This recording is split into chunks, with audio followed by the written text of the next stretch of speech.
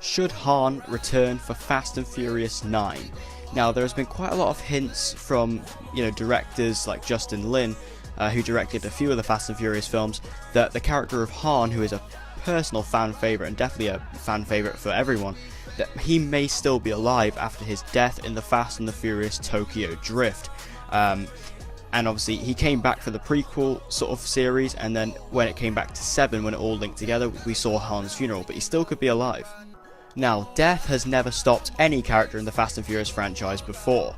Obviously, we have seen Han in Tokyo Drift get completely wiped out by Deckard Shaw, who turned out to be the villain for 7 and also came back in 8, and he killed Han. But obviously, Letty in Fast and Furious, or Fast and Furious 4, was shot in the head. She came back, and there's another incident in 8 where a character comes back, and I won't spoil it because obviously the films are relatively new, but that's me saying that Han could definitely still be alive.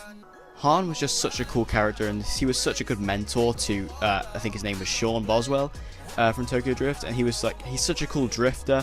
He always drove these amazing cars. He was so cool, and then in the prequels he was very slick, he always knew what he was doing. He obviously had that budding relationship with Gisele, who was played by Gal Gadot. I don't think she'll be returning because she's, Wonder Woman now, but we'll see. Definitely Han, and I think Han, he should come back, and we'd all be so happy if he did because he's just so damn cool.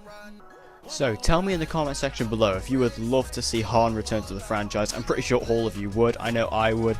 He's just such an amazing character. He was probably one of my favourites, probably one of the best of the entire franchise. And when he was killed off in 6, it felt good in a way that his story was complete. Or when he was killed off in Tokyo Drift, sorry. When he was killed off in Tokyo Drift, it seemed like his story was complete, and it was a worthy death, and he went out in a pretty decent way for a character like him.